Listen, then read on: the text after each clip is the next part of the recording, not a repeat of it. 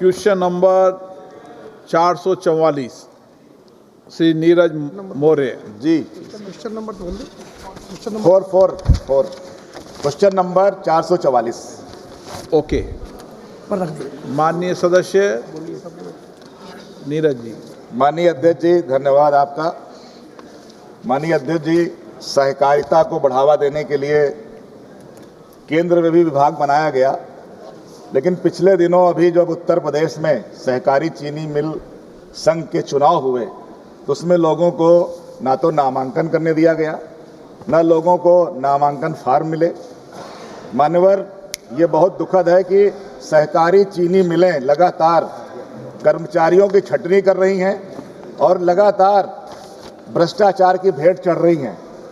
माननीय मंत्री जी ने जो अपना लिखित उत्तर हमको दिया है उसके के पैरा में स्वयं स्वीकार किया है कि राष्ट्रीय सहकारी विकास निगम को मेरे क्षेत्र की चीनी मिलें के सुधार हेतु कोई प्रस्ताव नहीं मिला है। माननीय मंत्री जी का ऐसा उत्तर आया है। मेरा प्रश्न यह है कि जब बरेली और बदायूं की मिलें सेमीखेड़ा, शेखोपुर पुरानी तकनीक के कारण जर्जर हो चुकी हैं, निजी चीनी मिलों के मुकाबले 2% कम रिकवरी दे रही हैं, तो केंद्र सरकार ने सहकारी चीनी मिल शुद्धिकरण योजना के तहत स्वयं संज्ञान क्यों नहीं लिया? माननीय मंत्री महोदय, क्या केंद्र सरकार अपनी जिम्मेदारी राज्य सरकार के डालने के बजाय इन आधुनिकीकरण इन मिलों का करेगी? माननीय अध्यक्ष महोदय, मैंने माननीय मंत्री जी से कहा कि चूंकि ये चीनी मिलें सहकारिता विभाग की हैं, जर्जर हैं, तो स्वयं माननीय मंत्री जी संज्ञान ले लें इनका, या जहां से प्रस्ताव आता है प्रस्ताव मंगवा लें। लेकिन माननीय मंत्री जी ने इस पर कोई बात जवाब नहीं दिया। आपका सप्लीमेंट्री पूछो।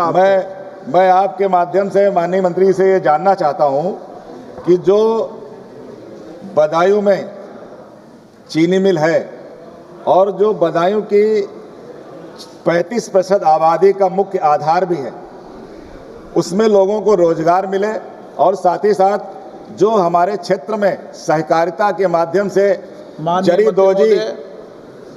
माननीय मंत्री महोदय, माननीय अध्यक्ष महोदय, आप प्रश्न नहीं पूछना चाहते तो मैं क्या करूं? मैंने 2 बार कह दिया आप लोगों को। आप बताइए।